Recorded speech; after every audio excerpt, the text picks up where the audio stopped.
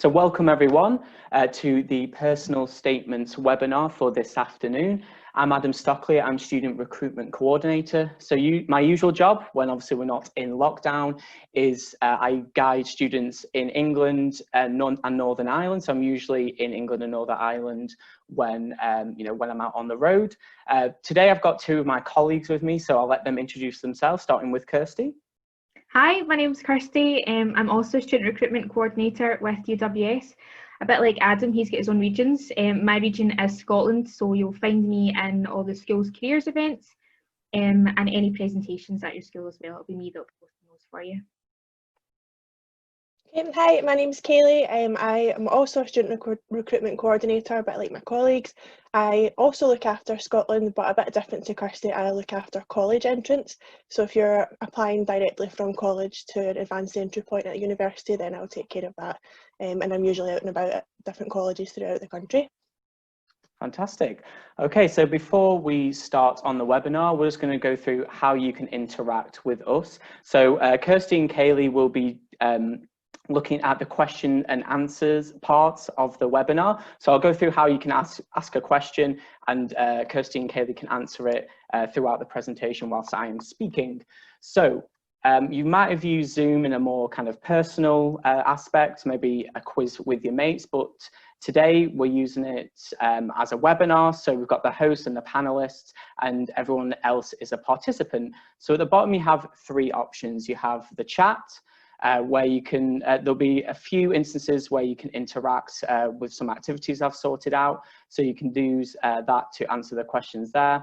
And then we've got raise hand. You don't really need to use that at all for this webinar, but the Q&A one is the one which we want you to use if you have any questions. So when you click that, this box will appear and you can put in a question. You can also send it anonymously if you don't want it to appear, your name to appear when you ask a question.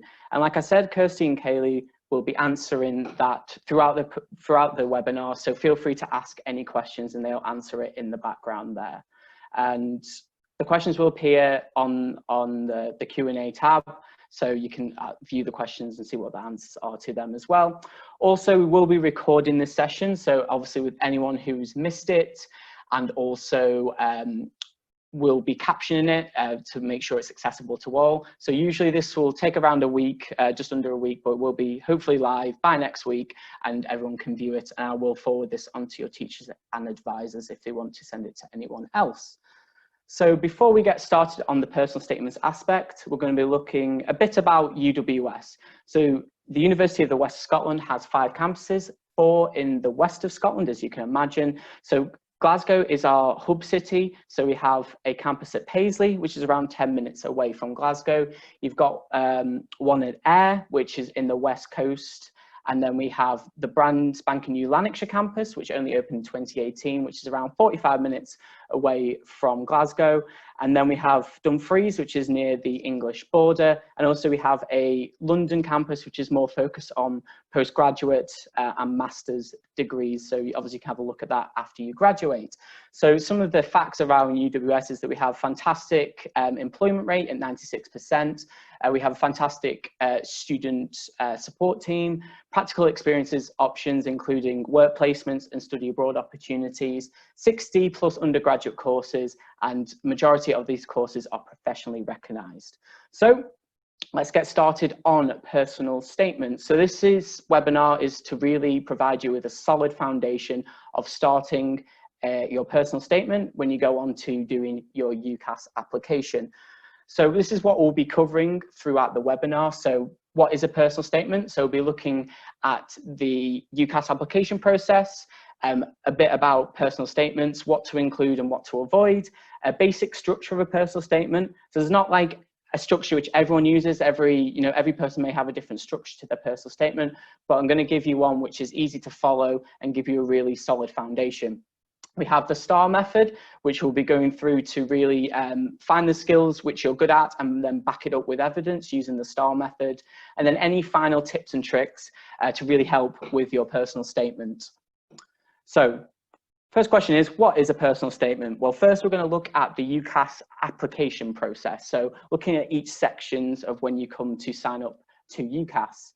So you have section 1, which is your personal details. So obviously your name, your address, hopefully you all know that by now, and your chosen courses as well. So you can have up to 5 courses. So they are each individual courses, so not university. So for example, if you go for sports development and then sports coaching at UWS, they count as 2 places rather than just 1.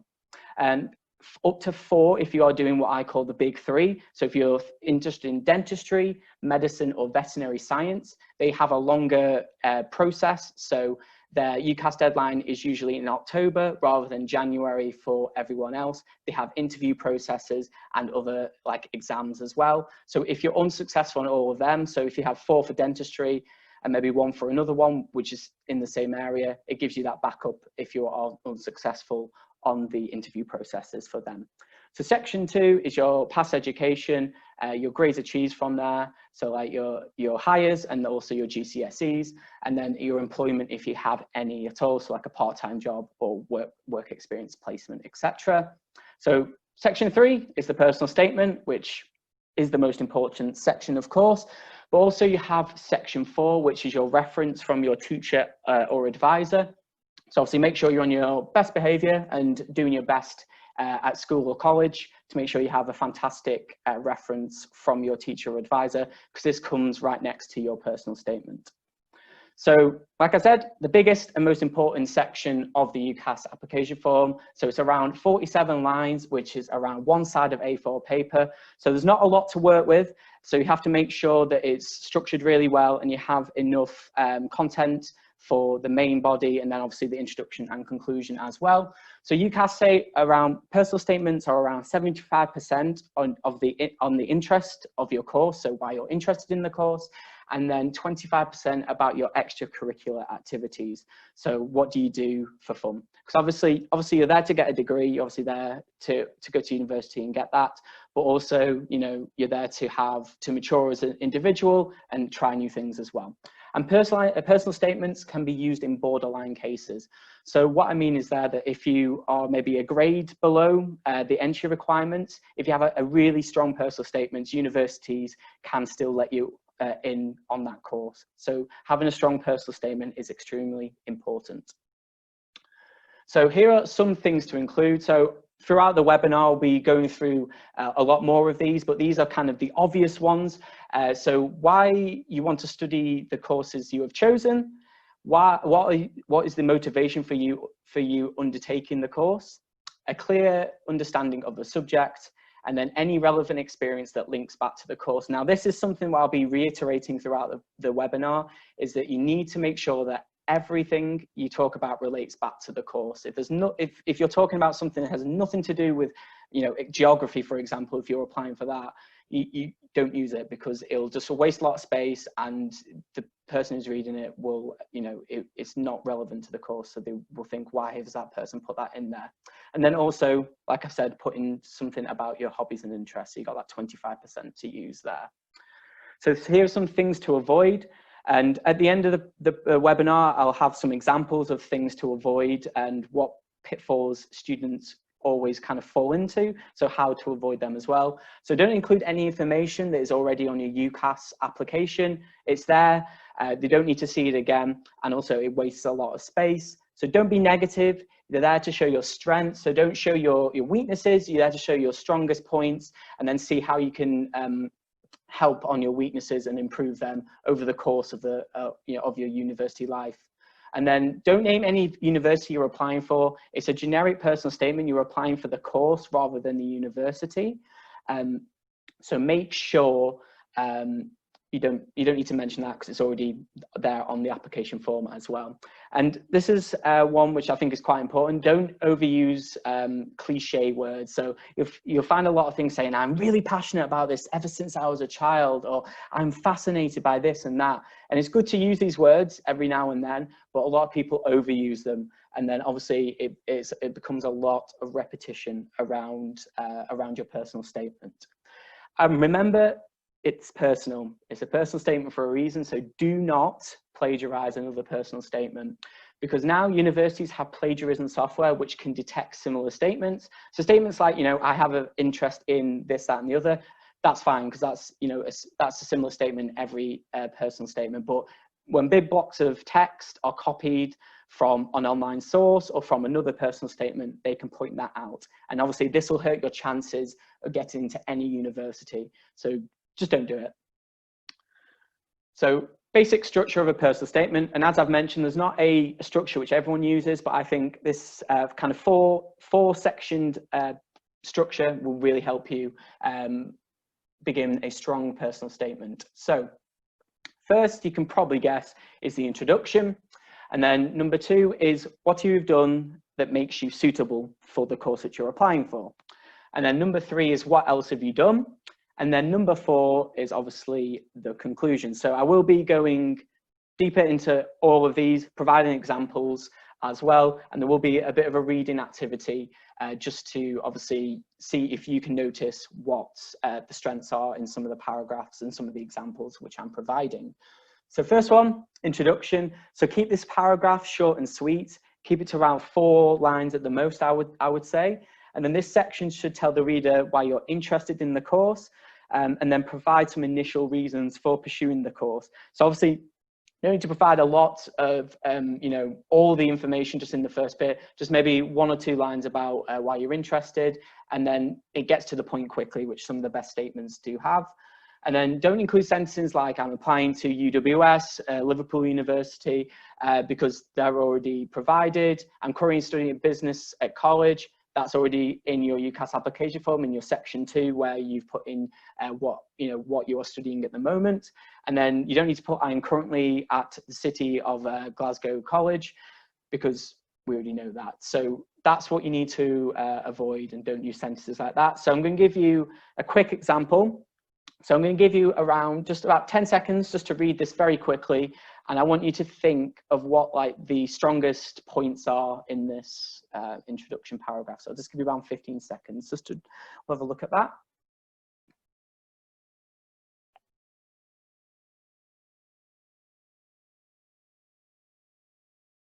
Okay, so what I found in this paragraph, so I've obviously highlighted the strong points, is obviously this person said that he's researched it, to believe today that we require more better skills management and organizational personnel, and then he's shown the bit kind of the research that he's done. So obviously very short, only a couple of lines there. And then human resources in particular is an area I'm incredibly interested in. So he's showing initial interest in the first opening paragraph, and something he hopes that this person hopes to do at university. So this one is short, it's just over 4 lines. So I think 4 lines are perfect cap to have for your introduction. Get straight to the point, shows initial knowledge of the course, and then jump straight into I really want to study this. And then that's when you can go into the next section, which is what have you done that makes you suitable? So this is a big section, and this just shows your suitability for the course. So this is where you want to think of your experiences. So what you can include is what you have done in college or school, which has furthered your interest in the subject. And then remember to always back up this with evidence. And this is another thing I'll be reiterating, is always to back things up with evidence, to make sure that if you're saying you've got a good skill, you can give it context, and then it relates back to the course as well. So if you can include a relevant topic in your course field. So I did business and marketing way back when at university. So I could talk about, how companies are utilizing TikTok as a viable marketing platform. And you can obviously speak about that and how you research and what you learned from it. And then, so always as well include what you've done outside of your studies. So these could be books, trips, watching documentaries, going to guest lectures, and further research into the topic. So here's an example. So I'm going to give you around 30 seconds. So I've just got my phone just to time you there. So I'm going to give you 30 seconds. Just read that paragraph, and again, just find what the strengths are in that paragraph, or what do you think the strengths are. And then after the 30 seconds, I'll go through what I think was good about this paragraph. So starting now.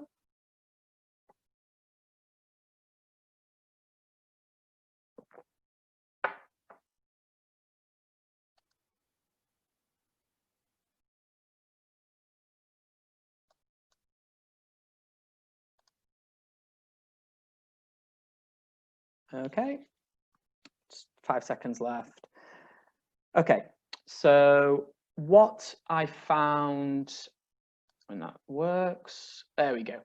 So what I found in this paragraph is that this person, the student, says they did wider reading, which allowed them to develop a understanding of geography.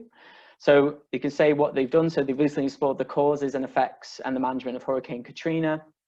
And then after that, this has inspired them to do an EPQ. So if you're in England, an EPQ is an extended project qualification. So this is an independent study and research into a certain subject, hopefully the one which you want to go on to do. If you're in Scotland, this isn't available. It's usually just in English schools and colleges, but you can get involved in essay competitions. I know that there's one for economics future where you can, where they're given a question, which is how has COVID-19 affected the economy? And you write, you do research, you write an essay. One, you can actually win funding if your essay is good enough.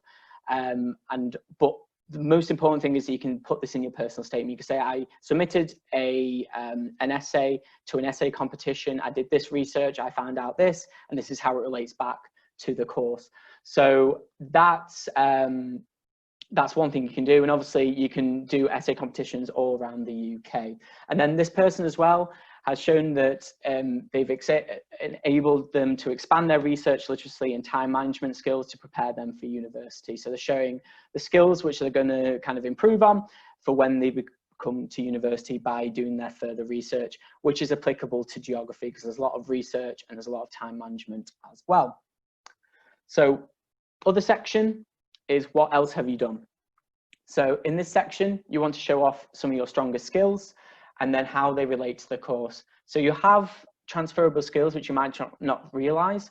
So think of them and think of how they relate back to the course. So a transferable skill is a skill you can get anywhere. It's if you're getting in parts of a sports team, part of a club, even just in a part-time job. These are skills which you can have, which you get anywhere. So like time management, organizational skills, things like that. And then think, is that skill relevant to this course I want to study? So think of a situation where you use these skills, and again, back this up with context and evidence. So where do these skills come from? So some examples could be the classroom, a part-time job, work experience, etc. And this is the area you can put in about your hobbies and interests as well. So where can you find these skills? So for some experiences, you could have a part-time job, work placements, extracurricular activities such as sports teams, and then also volunteering. So you can get so many skills by getting involved with that, and it gives you something to talk about, some evidence when you're writing your personal statement. Achievements, you got things like the Duke of Edinburgh Awards you can talk about, your sporting awards, music awards, charity and community, and then also academic awards as well. So I'm going to do a little activity. So I want you to utilize the chat button for this one. So I want you to tell me, can you name the transferable skills you can get from working in a cafe? So I'm going to give you around 30 seconds again, just to think about if you're working in a cafe or a restaurant or something similar to that, what kind of transferable skills you can get from that. So 30 seconds starting now. If you want to use the chat feature, that would be fantastic.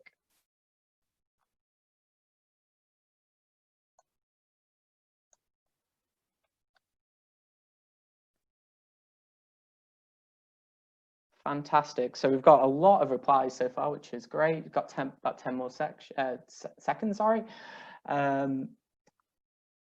Fantastic. Yeah. So thank you everyone for getting involved with that. So yeah, we've got teamwork, social skills, communication skills, problem solving, and they are all correct. So the ones that I have got, it's obviously things like time management, which is relevant to pretty much every course you go on. You've got to have good time management to make sure you get your assignments done on time and obviously do the things you enjoy.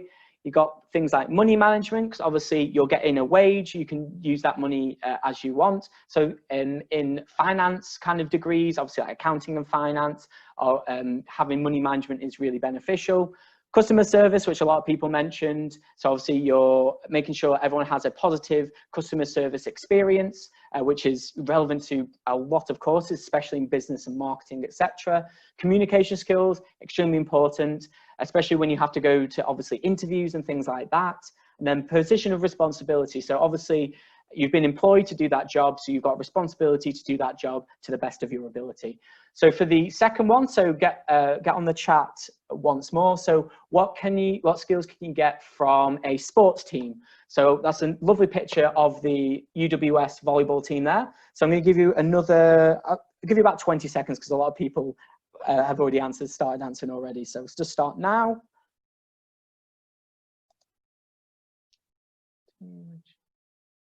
Brilliant. Fantastic. All right, just 5 more seconds. Fantastic. So a lot of people have said obviously teamwork skills, which is quite an obvious one, but reliability, quick decision making, they're all excellent suggestions. So the ones that I have, obviously so many more as well, just 5 which I've come up with. Leadership skills, I know that someone has put that into the chat as well. So if you're a captain, for example. Teamwork skills, very obvious. Obviously, usually sports consist of teams, so you will be working within that team, and this is great for university because you will be working in group projects such as group presentations or group assignments. Time management, again, I'm just showing you that a lot of things can cross over because obviously you've got to make sure you balance your school life with your social life as well, and obviously with the sport on the side. Your commitment. So obviously showing that you're committed to the sport, you go into all the trainings, and that commitment you really need for university to obviously complete the degree at the end. And then adapting to a new situation. So obviously in a game, you have to adapt to a lot of different things. I play volleyball myself, so you always have to adapt to different situations, and you will be adapting all the way through university. So if you're moving away, obviously you're adapting to cooking and cleaning if you didn't do that already for yourself, moving away from home, having a different type of teaching. So these are some of the skills which you can get from joining that, and think of the skills you can get, you can use for your personal statement as well. Alrighty, so here's another activity just to do at home. So I will be sending these in the follow-up email, so don't worry about writing all this down, but I think it's a really good activity to get a really nice pool of skills for the course you want to study. So what you would do, you write down a course you would like to study. So for example, mathematics. Think of up to 6 skills you would need for the course. So one could be problem solving, for example. And then rate yourself on each of the skills. So 1 being the lowest and 5 being the highest. So for leadership, it could be a 4, for example. And then if your rating is 4 or 5, provide an example of this in context. So for example, time management. During busy times, of course, working exam revision, I created a calendar to balance my work and social life. So showing an example to back up why you have good time management. So if your rating is 3 or below, think of how you can improve that skill. So it doesn't have to be before you go to university. Think of how you can help with that skill during university as well. So I'll give you an example, but also if you want to be creative, you can do this is called a radar graph. So you can actually make this in Microsoft Excel or any other Excel related programs, but it gives you a nice little visualization of where your skill levels are. So this is me all the way back in 2011. I know it's a long time, but that's when I went to university. So these are my skills of what I would have ranked back all the way in 2011. So for teamwork, I was part of the volleyball team. I still play today. So I had really good teamwork and I gave an example of that. But things like confidence and presentation skills, I was not as confident back in 2011. So how did I rectify this? How can I be speaking to 300 participants right now in a webinar, and usually I'm in front of hundreds of people doing presentations. So what I did is I joined the drama club at school and college and the drama society, at university, so I increased my confidence over the years. And then for presentation skills, at university, I had to do a lot of presentations for my business and marketing degree.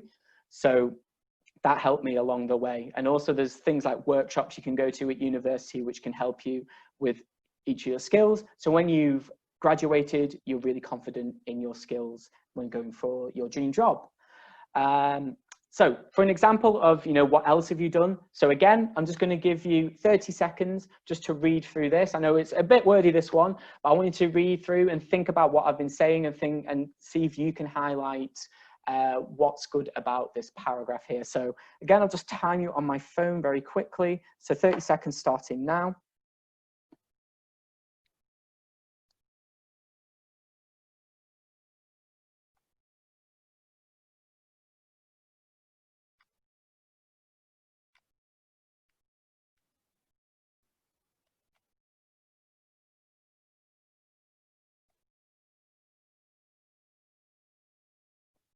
Okay, so what I found is this person has been to the trust at School of Durham with a geography focus, showing that he's doing things, or he or she is doing things outside of school or college. Also, they're showing that they're contrasting their experience to their research and what they did, and then they developed a use of specialist equipment and data collection, which is really important in geography. And then also they said that they've taken part in the school football team, where they've shown their dedication to the team, and it's something they want to get involved in at university. So if there's something you want to continue or something you want to do completely different, or try something completely new, put this into this section, because it really highlights that you're not just, obviously you're there again to get the degree, but also you're there to mature, you're there to try something different, there to continue something which you want to do as well. So conclusion, so you want to wrap it up really nicely. So this is a similar length to the introduction. You want to sum up what you've covered so far. So don't introduce anything new into the section. You're just wrapping up with what you talked about. If you have a career in mind, think you can mention it here and what you want to gain at the end of it. So the introduction and conclusion can be the hardest to write. So you can do one of these two things. Write the main body first, so the two sections before in the middle, and then leave these to the end and see how much space you got left. Or make sure these sections are capped. As I said, about 4 lines can usually be really good for the introduction and conclusion, so you have more space for the main sections, for the main meat of the personal statement. So quick one, I'm not going to let you, I'm going to give you 10 seconds to read this one, then I'll show you why this is a good closing paragraph.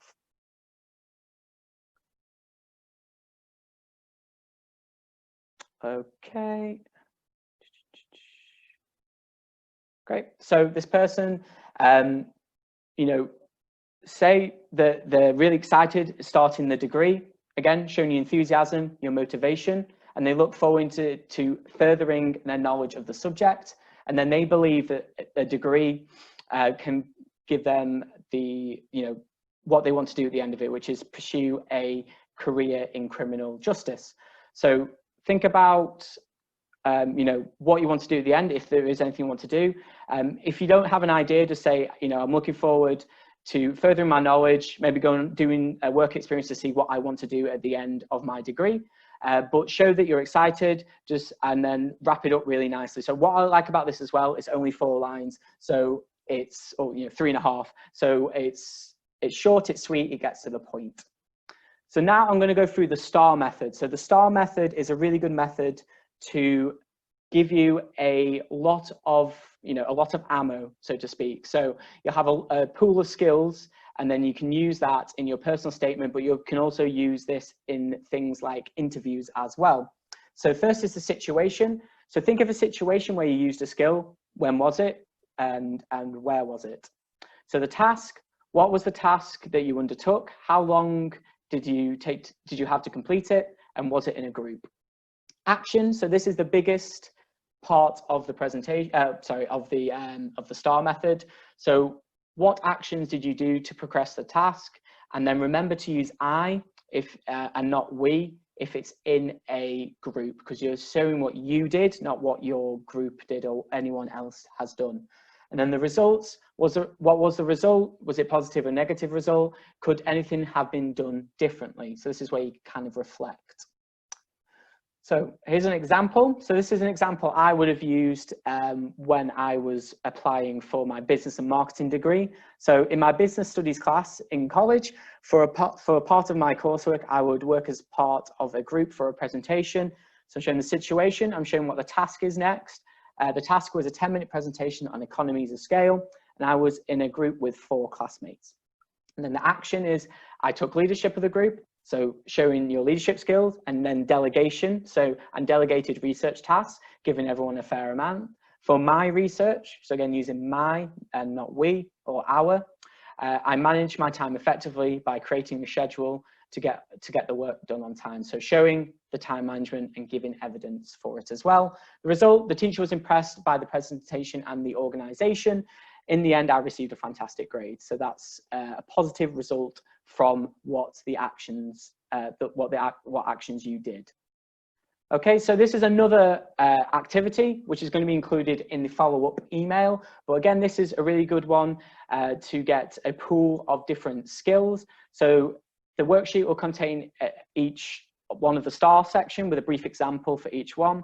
You can choose up to 5 skills that utilize the STAR method, follow the structure. So remember the situation, the task, the action and result.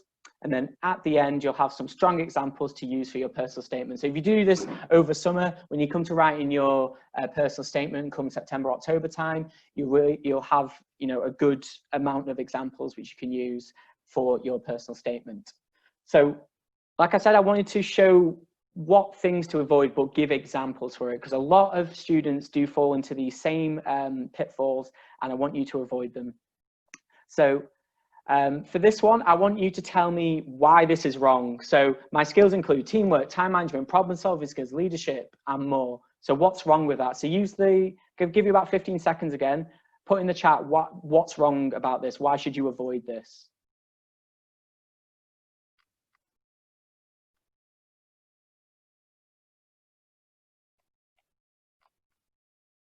Fantastic. So yep, everyone's got the same answer. It's a list, there's no examples. So I want you to remember not just to list your skills, give examples for them. And you got these skills, but the person reading won't. So they need to know the context and the evidence for it. So as Oscar Wilde said, a dreamer is one who can only find his way by moonlight, and his punishment is that he sees the dawn before the rest of the world. So why should you avoid this statement? So again, give you about 15 seconds just to do that.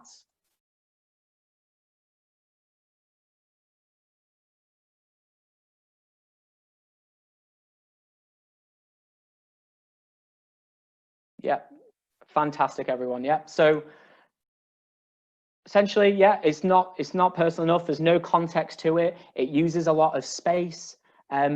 It's good to have maybe a short quote if you really want to use it, but you can paraphrase it, so kind of implement it into a sentence. But if you just use quotes without context, this will come up on the plagiarism checker as well, because obviously you just copied and paste that from Oscar Wilde. So if you're doing an English one, you think, oh, I could put in a really inspirational quote by Oscar Wilde. Just think about what content you're using that in, and is it relevant to what you're going to be writing. Okay, so the next one, I think you already know the answer to this. I don't think you need to put anything into the chat, but at college I'm studying business studies, theatre studies, English literature, and my grades are etc. You know why you can't use this? Because it's already on your UCAS form. You do not need to include this. It wastes a lot of space, and it's already there. It's already common knowledge. So the last one, you could probably see straight away actually tell me what's wrong with this, which I'm sure you'll know straight away. Yep, so obviously when it works, there we go. The grammar, the spelling, everything is it's not been checked. So check your spelling and grammar. It's a professional piece of work. You're, forwarding this to where you could be studying for 3 or 4 years. So make sure that it's checked, make sure you've got all the punctuation correct and all the grammar, and make sure it flows well. So you can have a really, really professional piece of work. So to wrap up the ending of the presentation, I'm going to give you some last tips. So these are things that you should do to make sure that your personal statement is the best that it can be. So don't restrict yourself by starting every sentence with I. Obviously, it's a personal statement. You'll be using I a lot, but it will become repetitive. So think about how you can start a sentence with not just using I. So if something you are writing about does not relate to the course, do not use it. So again, obvious knowledge by now. If you're, mumbling about something else or going on about something, don't make it into an autobiography. We want to know what the skills are, what's the evidence, and how does it relate back to the course. So if it doesn't relate to it, just don't use it. So draft and redraft until you're completely happy with it. I think I had around 13, 14 drafts of my personal statements. And now, obviously, some of them will be minor changes, some will be major changes, but make sure that you draft it and make sure you're completely happy with it before you hand it in. So do not exaggerate, because you may be tested on your claims. So with courses with interviews, you will most likely be tested on your personal statement. So I always give this fun example. So someone was going for English literature at Cambridge. They said they read a particular book by a particular author, and that author actually appeared on their panel for his interview. And guess what? He didn't actually read the book. So obviously he exaggerated, said he did something that he didn't, and then obviously he did not get that place in the course. So make sure that everything in your personal statement is truthful. So read your personal statements out loud to friends and family, because it shows how well it flows. If it's not wordy, but also your friends and family can point out mistakes. After you read it out loud or read it to yourself so many times, you think, you kind of miss out the little mistakes which someone else may notice. So have a fresh pair of ears and a fresh pair of eyes looking at your personal statements, and they can show if there's any kind of any mistakes at all. So be enthusiastic about wanting to study that course. It really positively reflects when the reader's reading it. So make sure you're showing your motivation, your enthusiasm when you are writing your personal statement. So don't leave it to last minute, because if you leave it to last minute, you'll rush it, you'll miss out big sections, or you'll miss out some evidence, you'll miss out your skills and things like that. So make sure that you take your time with it. Maybe work on it every week. Maybe go to your careers advisors or your teachers and ask them for any help, because that's what they're there to do. They're there to help with your personal statement. So definitely utilize that in your school or college. And make sure it doesn't sound overly wordy even. So obviously it's good to have some really good describing words. Like I said before, don't overuse them, like the cliche ones like passionate and fascinated and things like that. Have a good selection, but don't overly use them, because it'll become very wordy and it won't sound like, how you would actually speak in English. Okay. So that's the end of the personal statement webinar. So I'm just going to show you our upcoming webinars if anyone's interested in joining them. So next week is student finance and budgeting. So this section will be focused on the student finance England side of it. So it's a bit more, obviously, a complicated process. So that's available for English students. And then how to budget effectively at university. So what I'm going to do is I'm going to edit out the budgeting part, and then I'll send this on to Scottish schools and colleges as well. So obviously you can see that side, because it's really, really helpful.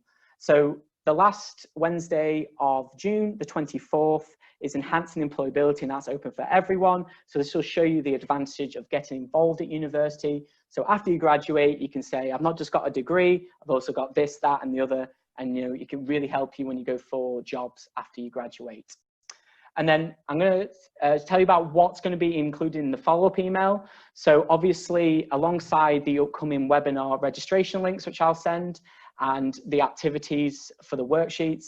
The follow-up email also provides you with online resources which could really help you with your personal statement. So look for that email at the end of the week. So hopefully around Friday, that will be sent to you and you can obviously use the resources available. So thank you very, very much for listening. Hopefully we got some of the questions answered during the webinar. So if you've got any general inquiries about the University of the West of Scotland, we've got the email on screen there. We also got the college team. So Kaylee's a part of this team, which helps with the integration of going from college to university and advanced entries and all that good stuff. And then for UK students outside of Scotland, you can directly contact me if you have any questions. As I'm from England originally, I've moved up to Scotland. You know, I'm the perfect person to obviously talk about travel, accommodation, things like that. So we'll go to the Q&A section, or the Q&A section of the webinar now. So we're just going to answer some of these questions live, Adam. We've had quite a few through, so we couldn't quite get through them all typing them, so we thought we would answer them live if that's all right. I'll just quickly go through some of the ones that we've already answered. So we've had someone ask if work experience is required when applying to medicine or dentistry. So that's something unfortunately we don't offer at UWS, but what we would advise is contacting these individual universities that you are applying to see if work experience is required.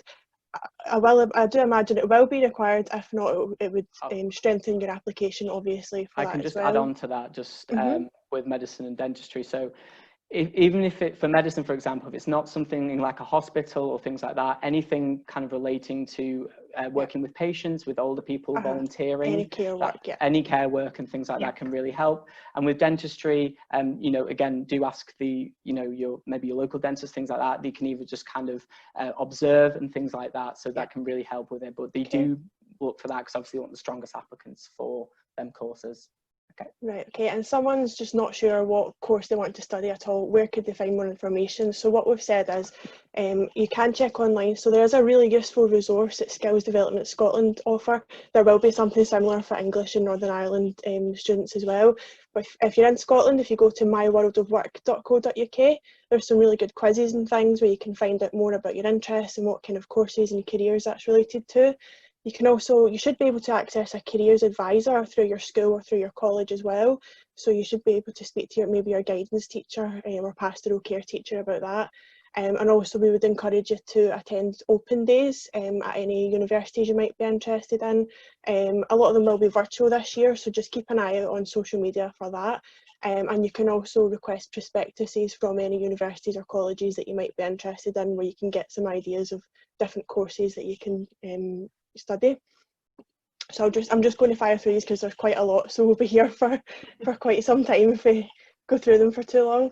So someone else is asking about a personal statement. So if they're applying for multiple courses at multiple universities and they're different courses. Adam, I don't know if you want to maybe answer that one. So just basically tailoring your personal statement if you're applying for multiple different courses. So I would keep it as generic as possible, but you can obviously think of the skills which will be applicable to both of the courses as well. So maybe you can have a part about the course, one of the courses, and another part about the other course which you're interested in as well. But the personal statement is very generic. So just think about, you know, what skills you would need for each of the course and then see what examples you can give it there. Okay. Right, fab. Okay, so again, someone was asking how long on average a member of the admissions team would spend looking through a personal statement. I have worked in admissions before, and it just depends on the course that you're studying, applying to. It could be the difference between you and someone else. You might have the exact same grades as someone else, and that is the difference between you and them getting a place, because if you have a stronger personal statement, then you're more likely to get a space on the course. So it is important to spend some time working on that and making sure you have a strong personal statement, because it might be the difference between getting a place on the course or not. So there's no kind of average. It really depends on the course and how competitive it is and how competitive the other applications are on the course. So the next question was someone asking if there was a font and font size for your personal statement. once you put it into UCAS, it changes itself anyway. So what we'd recommend is making your personal statement draft in a Word document and then copy and paste it into your UCAS application once you're happy with it and ready to go. But it will just change. You don't have to worry about the font or anything like that. And again, people are asking about screenshots for this. As Adam said, we'll be sending the link out if you want to watch it again, and you can screenshot to your heart's content. Let's see if there's any other ones. So someone's asking about getting work experience for business. So Adam, you covered this briefly. Business is obviously quite a diverse subject, so there's loads of different areas that you could be getting work experience in for that, where you can get lots of different transferable skills. So there's no right or wrong answer for getting work experience for a subject like business. I mean, even like what I would say. Oh, go on, Kirsty. Oh, thanks. What I would say as well for work experience, not just for business, but for anything that you plan to do, if you don't ask, you don't get. So if there's, particularly for business, if there's an area of business that you want to go down, get in contact with the company and just ask, look, is there any way I can help out for a couple of weeks, or do sort of a mini sort of internship over the summer holidays as well. So definitely, if you don't get in touch with these people, the opportunities won't just come to you on a plate. You definitely have to ask them what they can do to help you. All right. So someone's asking, Adam, what section of the personal statement would you use the STAR method? So you can use it in the middle two parts. So like, what's your suitability, and then also like, what else have you done? So obviously, with any kind of research you've done in the classroom, you can obviously see what the situation was, what the task was. But think about what skill you want to what skills even you want to highlight. And obviously your strongest ones and how they relate back to the course. So I would say, obviously the second part, like what's your suitability, you'll kind of focus on the academic side. So what you've done in the classroom, and then what have you done outside to further your knowledge. Then the second part can be kind of what skills you got from elsewhere. So that can be like work experience, that could be from part-time job, that can be from the sports teams, getting involved in extracurricular stuff. So especially in kind of the what else have you done, definitely use that to obviously highlight it, but you can use it in the middle two sections of the personal statement. I think that's you can use it pretty much for anything as well. Right. One question is someone asking, do all courses have interviews? The answer to that is no. It just depends on the course, obviously, so it's best to check on the website or with the particular university that you're applying for. Most courses that have interviews would be the most competitive ones, like dentistry, medicine, nursing, etc. You'll also maybe get an audition or something similar if you're applying for creative industries programs such as performance or music.